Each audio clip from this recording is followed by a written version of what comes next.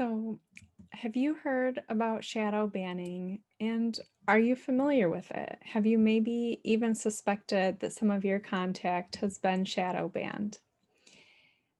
I had heard about this concept for the first time just today, which might seem kind of surprising given the content area that I'm in and the importance of kind of knowing how to navigate these types of conversations. But as you may also know about me, the online world and social media is very new to me.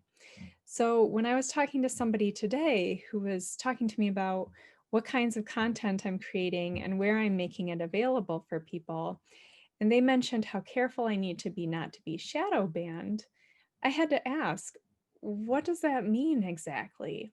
Now, I know that some of my contact content has been blocked. I know that when I tried to make ads available to let people know about the group I was offering last fall, that they were explicitly denied and that some of my previous efforts to make content available had been too for words like prejudice or bias. What I didn't realize was that with shadow banning, content can be blocked without you knowing about it. So banning is when some or all of your content on a website, maybe especially a social media platform, is not being shown to other users without you knowing that that content is being banned or blocked. And what they told me is that some of the things that are absolutely triggering that are some of the key things that we've been talking about and working on. For example, Black Lives Matter. Anything to do, imagine. Anything to do with Black Lives Matter, any hashtag Black Lives Matter, any discussion around Black Lives Matter is prompting this kind of shadow ban. And when I read through the fine print on Facebook right now, in their ads, they've actually said that beginning after November 4th, they would not allow any ads on any social issues. And when they list social issues, you would be amazed at the things that are listed on there, like education, criminal justice reform, human rights. So any of these things that we're talking about, where there's these inequalities between who's getting something and who's not, or differences in treatment pervasive amongst different groups in the United States or in the world, these are now being flagged, not just in ads, but potentially also this shadow banning, where something that you're posting or that I'm posting might not be showing up. And that might just mean it's not showing up in feeds, it's not being shown to people. So think about what that means for you, for us, for these conversations, for these topics.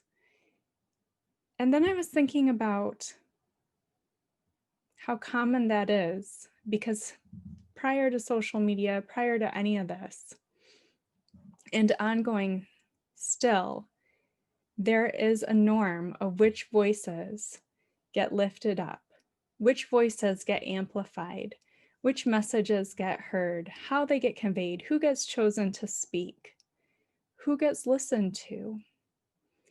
So while I can say, I'm going to have to really think about this is the advice, right? Think creative workarounds. How do you still convey and get the message out there, at least to be available so that we can have these conversations elsewhere, like on a private email list or in a private course? Because the main social media platforms are not going to be the ones helping us to have these conversations. So I wanted to share this with you, both to let you know that, hey, I don't know if you're seeing the stuff that I'm making available on Facebook. Two, I'm looking for workarounds and I'll keep you posted on those.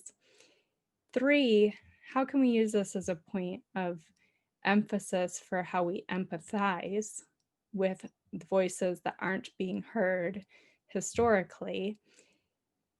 And four, how important any and every conversation that you're having on a person-to-person basis is. Because we can't just rely on social media posts to help to turn the tide on these issues. The social media platforms are not in the business right now of wanting to promote positive change in the world. So please consider, as hard as these personal conversations are, now more than ever, perhaps, that they are absolutely so imperative. It is in these person-to-person conversations that we have the best chance of moving things, even if, as I say, it's not 180 degrees in one conversation and there's no perfect thing that you can say. Don't give up. You matter. You can make a difference. And I am always so thankful that you're here.